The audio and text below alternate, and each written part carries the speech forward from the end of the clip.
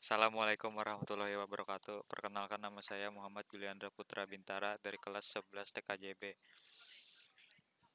Pengertian komunikasi. Komunikasi adalah sebuah proses yang meliputi pengiriman dan penerimaan pesan serta pemahaman terhadap yang disampaikan. Dalam komunikasi terdapat beberapa kegiatan yang dilakukan oleh pengirim pesan dan penerima pesan, yaitu mendengarkan, berbicara, dan melakukan pengamatan. Komponen utama dalam komunikasi. Komunikator, sumber, pengirim pesan adalah seorang yang mengirimkan pesan. Pesan, message, adalah informasi yang akan kita kirimkan kepada communicate dan atau penerima pesan atau kalayak sasaran. Encoding adalah proses mengambil pesan dan mengirim pesan ke dalam sebuah bentuk yang dapat dibagi dengan pihak lain. Orang yang melakukan encode disebut dengan encoder. Media atau saluran komunikasi channel adalah media atau berbagai media yang kita gunakan untuk mengirimkan pesan.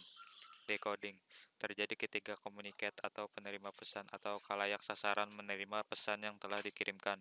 Orang yang menerima pesan disebut dengan decoder. Communicate atau penerima pesan. Ketika communicate, penerima pesan menerima sebuah pesan, maka ia akan menafsirkan pesan dan memberikan makna terhadap pesan yang diterima. Umpan balik, feedback. Apapun media atau saluran komunikasi yang digunakan untuk mengirimkan pesan, kita dapat menggunakan umpan balik untuk membantu kita menentukan sukses tidaknya komunikasi yang kita lakukan. Konteks. Yang dimaksud dengan konteks dalam proses komunikasi adalah situasi di mana kita melakukan komunikasi. Sebuah konteks dapat membantu menentukan gaya kita berkomunikasi. Gangguan, noise. Dalam proses komunikasi, gangguan dapat berupa segala sesuatu yang dapat mengganggu dalam proses penerimaan, penafsiran, atau penyediaan umpan balik sebuah pesan.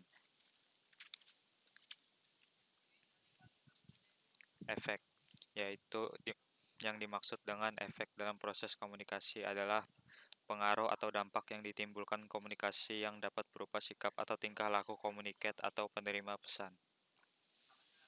Sejarah perkembangan teknologi komunikasi 1837 sampai sekarang. Pada tahun 1837, Samuel F. B. Morse bersama asistennya Alexander Bain menemukan alat untuk mengirim dan menerima pesan dari jarak jauh yang bernama telegraf. Pesan ini sering dinamakan pesan kabel atau kawat. Media ini sangat efektif meskipun hanya untuk orang yang paham kode Morse. Pada tahun 1876, Alexander Graham Bell menemukan sebuah alat komunikasi jarak jauh yang bernama telepon. Penemuan telepon dipicu oleh permintaan penggunaan telegraf yang semakin berkembang dan meningkat. Di Indonesia, telepon lokal pertama digunakan sejak 16 Oktober 1882 yang diselenggarakan oleh pihak swasta. Pada tahun 1920-an, sebuah alat komunikasi jarak jauh bernama telegram baru dipopulerkan. Telegram berisi kombinasi kode yang ditransmisikan oleh telegraf. Meskipun tarifnya dihitung berdasarkan jumlah karakter masuk tanda baca, namun waktu itu yang dibutuhkan pun sangat singkat dan tidak seperti surat. Di Indonesia, telegram dipopulerkan oleh perusahaan Telkom. Pada tahun 1956, sebuah alat komunikasi bernama pager ditemukan oleh Multiton Elektronik di Rumah Sakit St. Thomas, London dan oleh dokter-dokter yang sedang bertugas dalam kondisi darurat. Pager atau radio panggil merupakan alat telekomunikasi untuk menyampaikan dan menerima pesan pendek. Pada tahun 1960, sebuah sarana mengirimkan surat melalui jaringan komputer yang bernama email ditemukan. Saat itu internet belum terbentuk, tetapi surat terkirim melalui jaringan yang berbentuk dari kumpulan mainframe.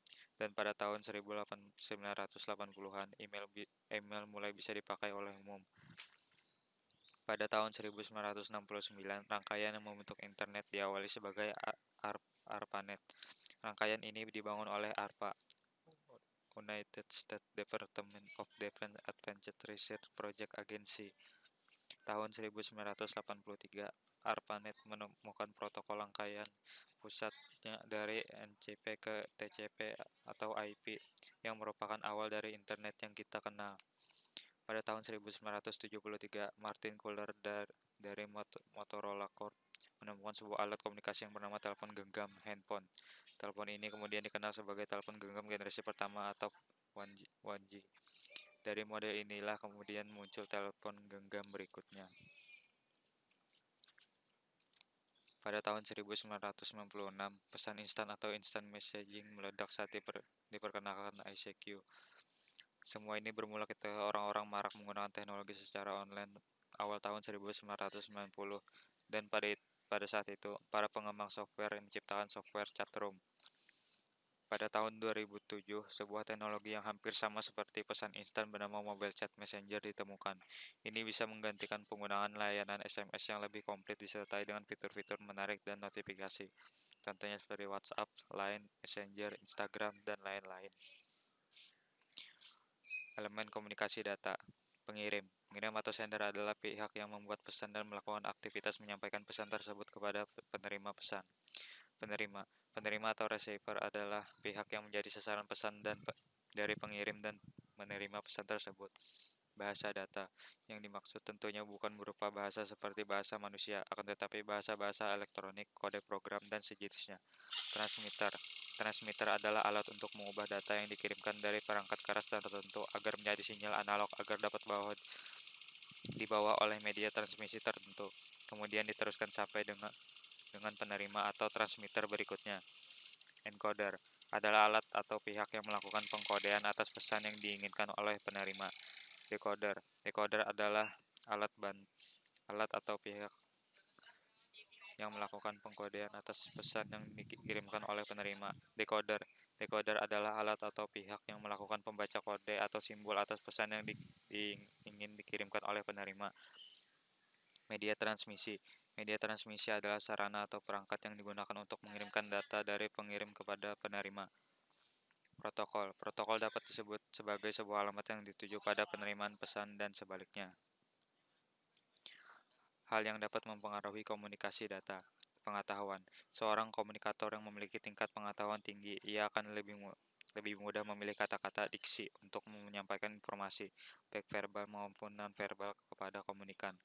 Perkembangan.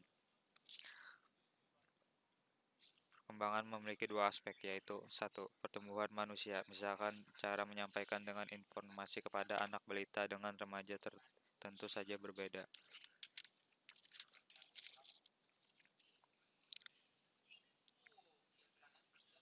Keterampilan menguasai bahasa, misalnya jika kita menghadapi remaja, maka kita lebih baik mengetahui bahasa-bahasa yang digunakan dalam kesehariannya atau disebut dengan bahasa gaul. Persepsi adalah suatu cara seorang dalam menggambarkan atau menafsirkan informasi yang diolah menjadi sebuah pandangan.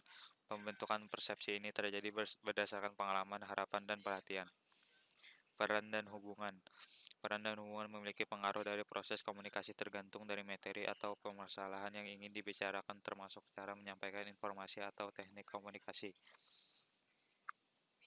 Lingkungan. Lingkungan yang nyaman dan kondusif biasanya dapat berpengaruh baik terhadap proses komunikasi. Adapun faktor yang mempengaruhi lingkungan adalah sebagai berikut. 1. Nilai budaya atau adat.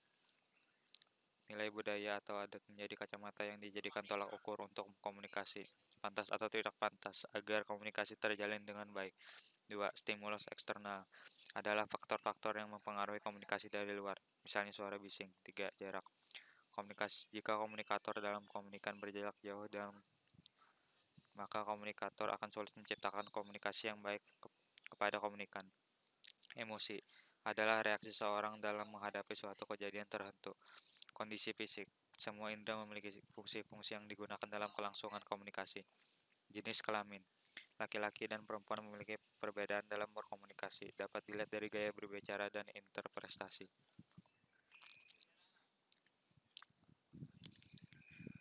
Apa yang dimaksud dengan sinyal digital dan sinyal analog? Sinyal digital merupakan hasil teknologi yang dapat mengubah sinyal menjadi kombinasi urutan bilangan 0 dan 1, juga dengan binar, sehingga tidak mudah terpengaruh oleh derau. Proses informasinya pun mudah, cepat, dan akurat. Tetapi transmisi dengan isyarat digital hanya mencapai jarak jangkau pengiriman data yang relatif dekat. Biasanya isyarat ini juga dikenal dengan isyarat diskret. Sinyal analog adalah sinyal data yang berbentuk gelombang yang kontinu, yang membawa informasi dengan mudah karakteristik gelombang.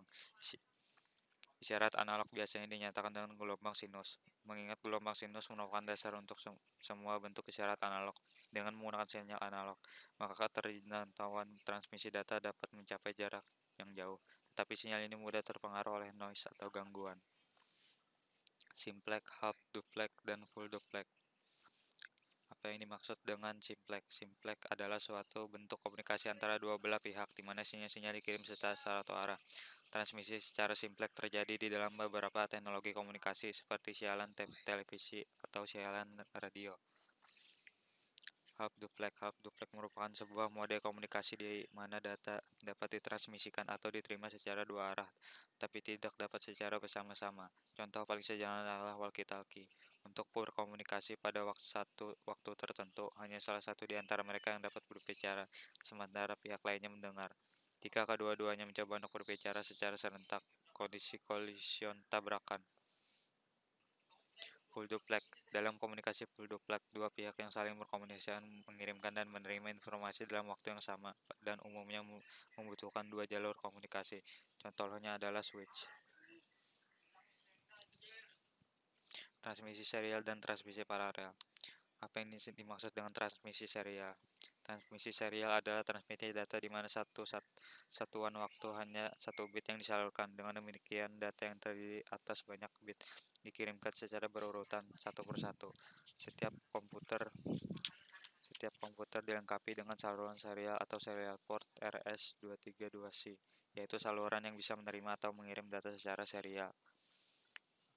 Apa yang dimaksud dengan transmisi paralel? Transmisi paralel adalah transmisi data di mana dalam satu satuan waktu beberapa bit, biasanya 8 bit, yang disalurkan bersamaan.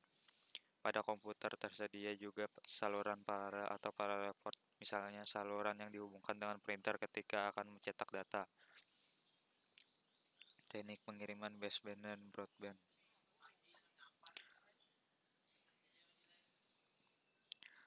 Transmisi baseband. Transmisi baseband adalah transmisi yang menggunakan sinyal digital untuk mengirim data melalui media sebagai satu saluran. Dalam teknik ini, satu sinyal mengambil seluruh bandwidth media jaringan untuk transmisi. Sinyalnya hanya memiliki jarak yang pendek. Selanjutnya, perangkat pengirim dan penerima data menggunakan saluran tunggal atau kabel. Mengirim dan menerima tidak dapat terjadi pada saluran yang sama secara bersamaan. Oleh karena itu, transmisi baseband bersifat dua arah. Baseband menggunakan time division multiplexing. Contoh baseband adalah Ethernet. Transmisi broadband adalah transmisi yang mengirim data menggunakan sinyal analog dan dapat menempuh jarak jauh tanpa banyak redaman. Dalam transmisi broadband dimungkinkan secara bersamaan melalui berbagai frekuensi yang berbeda. Tipe transmisi ini searah. Dengan kata lain, pengiriman data hanya terjadi pada satu arah dan pada satu waktu. Oleh menerima tetapi tidak dapat melakukan keduanya secara bersamaan. Broadband adalah teknik transmisi data yang menafsirkan lebih dari satu data bersama-sama menggunakan isyarat pembawa sinyal karir, sehingga data-data tersebut dapat dikirim dengan satu media kanal yang sama. Transmisi broadband menggunakan multiplexing divisi frekuensi. Contoh broadband adalah TV kabel, Wi-Fi, dan komunikasi power line. Perkembangan generasi jaringan seluler. Jaringan 1G adalah teknologi jaringan generasi pertama. Teknologi jaringan pertama ini mengacu pada teknologi yang sudah digunakan dengan alat komunikasi seluler alias ponsel. Jaringan 1G hadir menggunakan jaringan yang memakai sistem analog. Istilah kerennya disebut AMPS atau Advanced Mobile Phone System. Jaringan 1G ini pertama kali dipakai pada tahun 1970.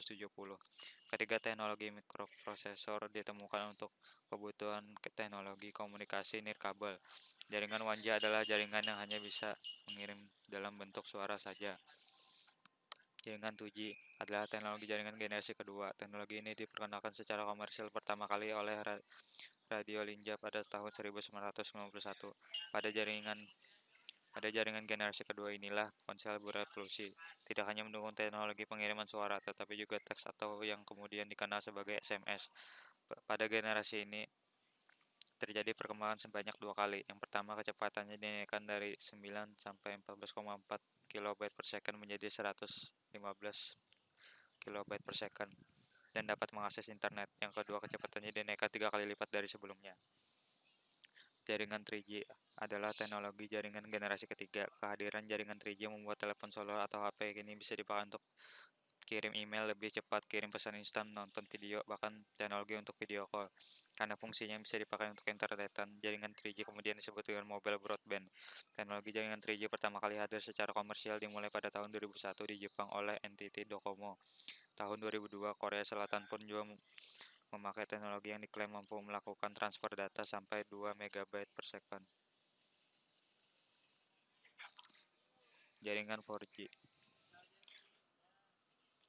Jaringan 4G adalah teknologi jaringan generasi keempat. Jaringan 4G ini memiliki spektrum yang berbeda dengan jaringan 2G dan 3G. Karena hal tersebutlah pengembangan 4G di Indonesia cukup lambat karena penerapannya sedikit berbeda jika dibandingkan dengan operator beralih dari 4G ke 3G. Teknologi jaringan 4G sendiri hadir pertama kali pada 14 Desember 2009 lewat operator seluruh TeliaSonera di Stockholm dan Oslo. Di Indonesia, jaringan 4G dimulai pada tahun 2015 dan kini menjadi jaringan yang bisa diandalkan untuk mengakses berbagai konten di internet. Jaringan 5G adalah teknologi jaringan generasi kelima. Teknologi adalah teknologi jaringan seluler yang menggantikan jaringan 4G. Kecepatannya sudah memakai ukuran gigabyte, bukan lagi megabyte. Karena hal ini, jaringan 5G bakal memiliki pita frekuensi yang lebih lebar sehingga lalu lintas data tidak akan terlalu sibuk seperti halnya jaringan 4G. Kehadiran jaringan 5G bakal jadi jembatan bagi dunia untuk memasuki industri 4.0. Ketika dunia memasuki industri 4.0, diramaikan banyak berbagai tugas dan pekerjaan bakal dibantu oleh mesin internet yang cepat. Sekian dari saya. Wassalamualaikum warahmatullahi wabarakatuh.